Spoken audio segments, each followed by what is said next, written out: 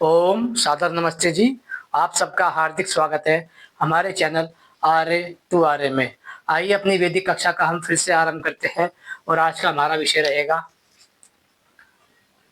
चक्रव्यूह। अर्थात चक्रव्यूह उसे कहते हैं जिसमें किसी व्यक्ति को, किसी समाज को यदि फंसा दिया जाए तो वह व्यक्ति या वह समाज उसी चक्रव्यूह में फंसकर नष्ट हो जाता है। आइए समझने का प्रयास करते हैं। हिंदू समाज इन 8 प्रकार के चक्रव्यूह में फंस चुका है। अर्थात अर्थात ये 8 प्रकार के कौन-कौन से चक्रव्यूह हैं, आइए इसको समझने का प्रयास करते हैं। यदि हम इस विषय को समझते हैं तो मुझे लगता है आप बाकी सारी चीज़ों को बड़ी ही सरलता से समझ जाएँगे। हिंदू समाज या यूँ कहा जाए हिंदू समाज के जो धर्मगुरु हैं, वह मूलतः संसार में अपने आप को सबसे बुद्धिमान प्राणी समझते हैं। किंतु क्या वह सच में है? आइए इसको सिद्ध करते हैं और इसको समझने का प्रयास करते हैं। जब हम इस विषय को समझने का प्रयास करते हैं तो मुख्य तौर पे हमें 8 चीज़ें दिखाई देती हैं। आइए उनको एक-एक करके समझते हैं। यदि हमने ये समझ लिया तो हो सकता है कि हम इसका समाधान अवश्य खोज लें। मैं आपको इस चक्रव्यूह के साथ-साथ औषधि के विषय में बताऊँगा कि आपको इस चक्रव्यूह से कौन बचा सकता है। आइए आरंभ करते हैं। पहला,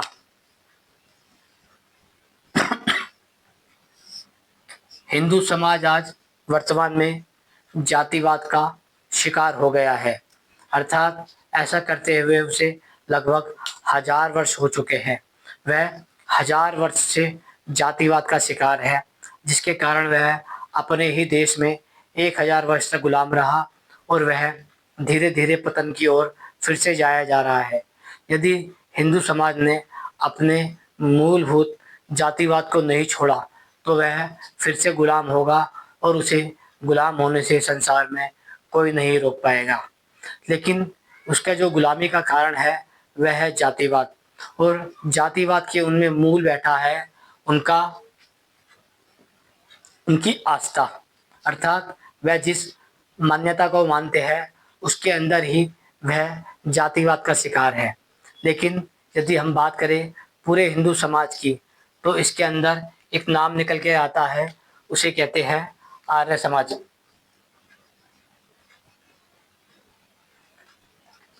यदि बात की जाए हिंदू समाज में एक आर्य समाज ऐसा है जो जातिवाद को नहीं मानता। अर्थात यदि आपसे पूछा जाए कि भारत में या आपके ही राज्य में ऐसा कौन-सा संप्रदाय है जो जातिवाद को नहीं मानता है, तो आप केवल एक ही नाम बता सकते हैं और वह नाम है आर्य समाज। जब हम दूसरे विषय पे आते हैं तो हमें पता चलता है कि हिंदू समाज तो पूरी तरीके से जातिवाद का शिकार हो चुका है, किंतु क्या वह इससे बच सकते हैं? तो इसका समाधान है कि वह इससे तभी बच सकते हैं जब वह आर्य समाज की शरण में जाते हैं, क्योंकि आर्य समाज भारत के अंदर हिंदुओं की एक शाखा है, संगठन है, जो मूल रूप से हिंदू समाज को जातिवाद से मुक्त करने की औषधि देती है। इसलिए यदि हम इस चक्रव्यूह को तोड़ना चाहते हैं तो हमें आर्य समाज की शरण में जाना होगा। मूलभूत यदि हमने आर्य समाज की ओर नहीं गए तो हम फिर से गुलाम होंगे और हमें गुलाम होने से कोई नहीं रोक पाएगा। दूसरा आता है पाखंडवाद। अर्थात हिंदू समाज में लगातार पाखंड बढ़ रहा है। नए-नए गुरु घंटाल बन रहे हैं, नए-नए देवी देवताएँ बन रहे हैं, नए-नए भगवान बन रहे हैं और नए-नए वह मंदिरों का निर्माण कर रहे हैं, वह नए-नए मठों को निर्माण कर रहे हैं, वह नए-नए तीर्थों का इस्तेमाल कर रहे हैं, वह नए-नए देवी-देवता पत्थर के खिलौने बना रहे हैं। अर्थात वह आए दिन नए-नए भगवानों का, देवी-देवताओं का, गुरु घंटालों का निर्माण करते हैं, जिसके कारण वह लगातार इस माया जाल में फँसते जा रहे हैं। अर्थात हिंदू समाज मूलतः पाखंडवाद का शिकार होता जा रहा है। यदि ये बात की जाए तो हिंदू समाज लगभग हजार वर्ष से पाखंडवाद का शिकार होता आ रहा है। इसलिए उसने 1000 वर्ष की गुलामी झेली, और यदि अब वह फिर से गुलामी नहीं झेलना चाहता तो उसे पाखंड को छोड़ना ही पड़ेगा। हिंदू समाज मूलतः पहला चक्रव्यूह उसका है कि वह जातिवाद का शिकार है, दूसरा है कि वह पाखंडवाद का शिकार है। किंतु जब तक वह मूल हिंदू आस्था में है तो वह इस जातिवाद से और पाखंडवाद से नहीं निकल पाएगा। इसलिए उसे जातिवाद और पाखंडवाद से निकलने के लिए आर्य समाज के पास जाना पड़ेगा। आर्य समाज ही उनके लिए औषधि का कार्य करेगा। तीसरा आता है हिंदू समाज में बढ़ता हुआ छुआछूत, अर्थात हिंदू समाज छुआछूत से ग्रसित है। अर्थात एक समाज दूसरा समाज तीसरे समाज से छुआछूत करता है। अर्थात उनमें छुआछूत इतना बढ़ चुका है कि वे अपना पारिवारिक संबंध बिगाड़ चुके हैं, सामाजिक संबंध बिगाड़ चुके हैं और व्यक्तिगत संबंध भी बिगाड़ चुके हैं। हिंदू समाज में ये बढ़ती बीमारी लगभग 1000 वर्ष से है। अब यदि हिंदू समाज को इसकी औषधि चाहिए तो उन्हें फिर से आर्य समाज की ओर जाना पड़ेगा, क्योंकि आर्य समाज ही उन्हें जातिवाद से, पाखंडवाद से और छुआछूत की मानसिकता से मुक्त कर सकता है। यदि इन्होंने ये तीनों चीज़ों को नहीं छोड़ा तो वह धीरे धीरे नष्ट होते चले जाएंगे।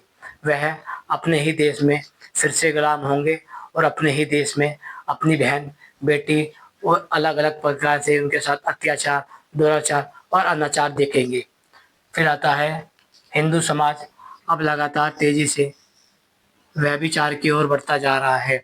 अर्थात यह हिंदू समाज का चौथा चक्रव्यूह है कि वह पहले जातिवाद में फंसा, फिर वह पाखंडवाद में फंसा, फिर वह छुआछूत में फंसा, अब वह व्यभिचार में फंसता जा रहा है। यदि अब हिंदू समाज के साथ यह समस्याएं चल रही है कि उनके लड़के और लड़कियां, स्त्री और पुरुष, इनमें अधिकांश रूप में व्यभिचार की मान्यताओं को धीरे धीरे परंपराएं, आस्था के रूप में मान्यता दे दी जा रही है।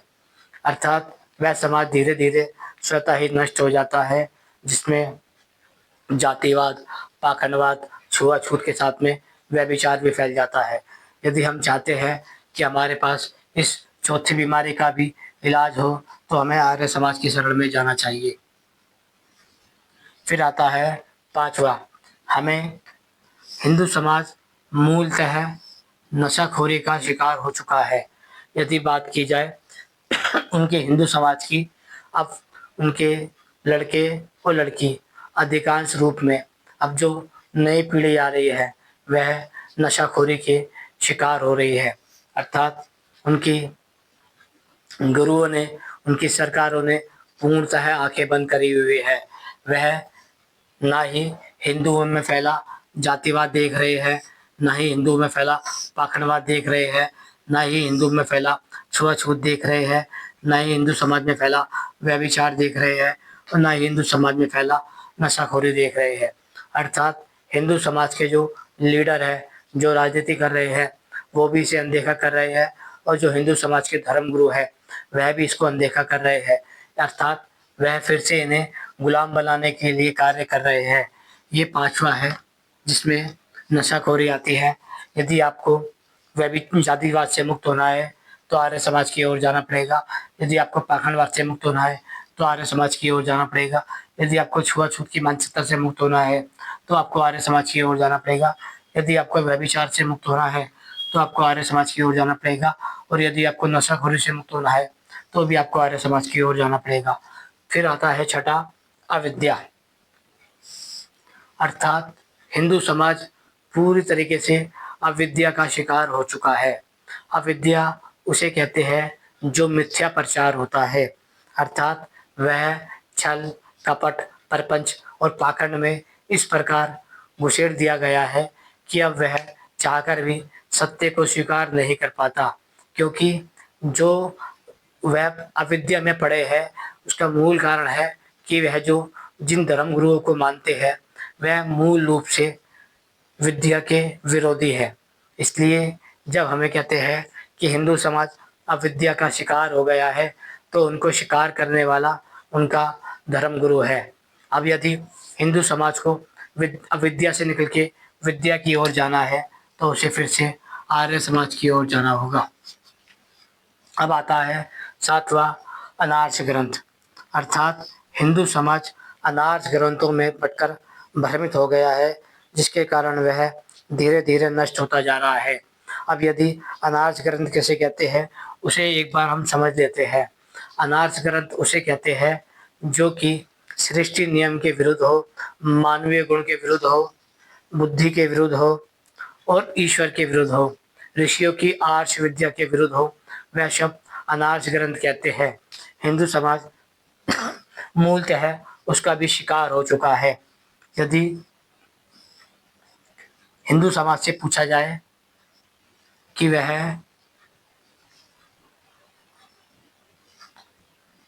वह किस ग्रंथ को मानता है, किस धर्म ग्रंथ को मानता है, तो आपको हिंदू समाज के पास से इसका उत्तर नहीं मिलेगा। यदि आप 100 हिंदुओं को खड़ा करके पूछेंगे कि आपका धर्म ग्रंथ क्या है, तो वह आपको अलग अलग नाम बताएंगे। और यदि आप हिंदू समाज के जो धर्म गुरु है उनसे पूछेंगे कि आपका धर्म ग्रंथ क्या है, तो मुझे 100% विश्वास है, आशा है कि वह भी नहीं जानते। फिर इसलिए हिंदू समाज कैसे जानेगा जब उनका धर्मगुरु ये नहीं जानता। फिर आता है अनिश्वरवाद, अर्थात मूल रूप से यदि बात की जाए तो हिंदू समाज अनिश्वरवादी हो गया है, अर्थात वह संसार के बनाने वाले से अब धीरे धीरे घृणा करता है, द्वेष करता है, ईर्ष्या करता है। वह अपने बनाए हुए ईश्वर को मानता है, उसे पूजता है और उसकी पूजा करता है। वह मंदिरों में उन भगवान की पूजा करने जाता है जिनको उन्होंने स्वयं बनाया है। वह कभी भी उसके विषय में नहीं जानना चाहता जिसने संसार बनाया है, जिसने हमारा शरीर बनाया है, जिसने असंख्य पशु पक्षी बनाए हैं, जिसने असंख्य पेड़ पौधे बनाए हैं, जिसने ये अथाह संसार बना दिया। हिंदू समाज उसके विषय में नहीं जानना चाहता, और यदि कोई उनको इसके विषय में बताता है तो हिंदू समाज उनसे घृणा करता है, ईर्ष्या करता है और द्वेष करता है। हिंदू समाज के साथ जो ये 8 प्रकार की बीमारी चल रही है, इसकी औषधि आर्य समाज के पास है। मूलभूत ये समझ लेते हैं हम कि आर्य समाज वैसे वास्तव में है क्या। आर्य समाज एक संगठन है जिसकी स्थापना स्वामी दयानंद सरस्वती ने की थी, जिनका मूल उद्देश्य था जैसे श्री राम, श्री कृष्ण जी, हनुमान जी और अन्य ऋषि मुनि आर्य समाजी हुआ करते थे, वैसे ही हमें भी वेद के अनुसार आर्य बनना होगा। तभी स्वामी दयानंद ने एक आर्य समाज की स्थापना की, जिसमें ना ही जातिवाद हो, ना ही पाखंडवाद हो, ना ही छुआछूत हो, ना ही व्यभिचार हो, ना ही नशाखोरी हो, ना ही अविद्या हो, ना ही अनार्य ग्रंथ हो और ना ही अनिश्वरवाद हो। अर्थात आर्य समाज इन 8 चक्रव्यूह को तोड़ना जानता है, लेकिन जिस चक्रव्यूह में पूरा हिंदू समाज घिर चुका है, क्या वह इसको तुड़वाना चाहते हैं? क्योंकि गुलामी 2 प्रकार की होती है। पहली होती है शारीरिक, दूसरी होती है मानसिक। यदि आप शारीरिक व्यक्ति को गुलाम कराते हैं तो वह आपको धन्यवाद दे सकता है, लेकिन जब आप किसी मानसिक आदमी को गुलामी से आज़ाद कराते हैं तो वह गुलामी से आज़ाद कराने वाले व्यक्ति का ही कत्ल कर देता है। स्वामी दयानंद सरस्वती वह ही व्यक्ति है जिनका हिंदू समाज ने कत्ल कर दिया, क्योंकि वह यदि उनकी हत्या नहीं करता तो वह उनको उन चक्रव्यूह से निकाल कर आर्य समाज की ओर ले जाते। लेकिन आज भी हमारे पास एक पूरा आर्य समाज है जो हमें इन सब अविद्याओं से, पाखंड से, छुआछूत से, जातिवाद से, नशाखोरी से, व्यभिचार से बाहर निकाल कर आर्य समाज हमें आमंत्रित करता है कि हमें आर्य समाज के पास जाना चाहिए। आशा करते हैं ये विषय आपको धीरे धीरे समझ आ रहा होगा। हिंदू समाज जो चक्रव्यूह में फंसा है उसका कारण है हिंदू धर्म गुरु। यदि वह चक्रव्यूह से निकलना चाहता है तो उसके पास एक ही मार्ग है, उसको कहते हैं वेद मार्ग। अर्थात यदि बात की जाए भारत में पिछले 1000 वर्ष से भी बात की जाए या पिछले 5000 वर्ष में बात की जाए तो आपको केवल एक आर्य समाज दिखाई देगा जो वेदों पर पूर्ण आस्था रखता है। वह मानता है कि वेद परमपिता परमात्मा की कल्याणकारी वाणी है जो मनुष्य को मनुष्य बनाती है, एक सामाजिक व्यक्ति बनाती है, एक उत्तम पुरुष बनाती है। वैसे ही बनाती है जैसे कोई राम कृष्ण को बनाता था, कोई हनुमान जी को बनाता था। जैसे ऋषि मुनि उनका निर्माण करते थे, वैसे ही आर्य समाज में आज भी लगातार निर्माण का कार्य चल रहा है। आशा करते हैं ये विषय समझ आ गया होगा कि हिंदू समाज 8 प्रकार के चक्रव्यूह में घिस चुका है। पहला है जातिवाद, दूसरा है पाखंडवाद, तीसरा है छुआछूत, चौथा है व्यभिचार, पांचवा है नशाखोरी, छठा है अविद्या, सातवां है अनार्य ग्रंथ, आठवां है अनीश्वरवाद, नौवां है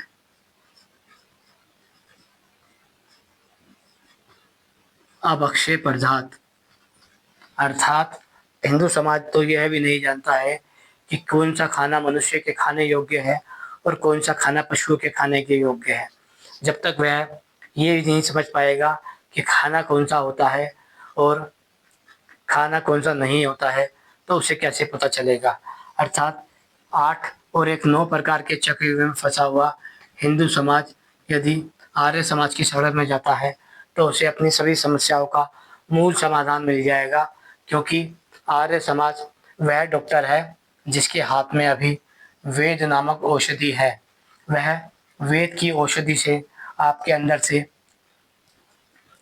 जातिवाद मिटा देंगे, आपके अंदर से पाखंडवाद मिटा देंगे, आपके अंदर से छुआछूत मिटा देंगे, आपके अंदर से व्यभिचार मिटा देंगे, आपके अंदर से नशाखोरी मिटा देंगे, आपके अंदर से अविद्या मिटा देंगे, आपके अंदर अंदर से अनार्य परंपरा मिटा देंगे, आपके अंदर से अनिश्वरवाद मिटा देंगे, आपके अंदर से अभक्ष्य पदार्थ के प्रति आसक्ति मिटा देंगे। अर्थात मूल आपको बस ये समझना है कि आपको हिंदू धर्म गुरुओं के बदले आर्य समाज के आचार्यों को सुनना चालू करना पड़ेगा, क्योंकि आर्य समाज के आचार्य ही आपके हितैषी है, आपके समर्थन वाले हैं, आपको सही दिशा दिखाने वाले हैं और आपका कल्याण करने वाले हैं। यदि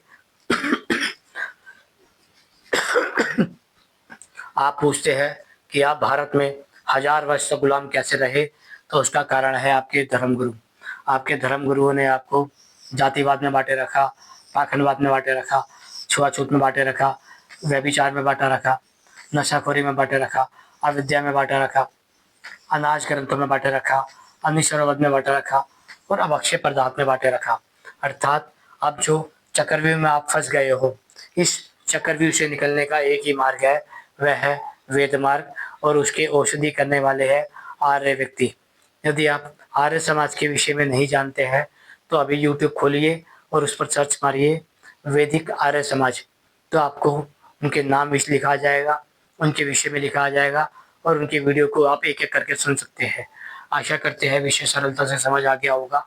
सरलता से समझ आया है तो लाइक कर दीजिए। ओम नमस्ते जी, कमेंट कर दीजिए।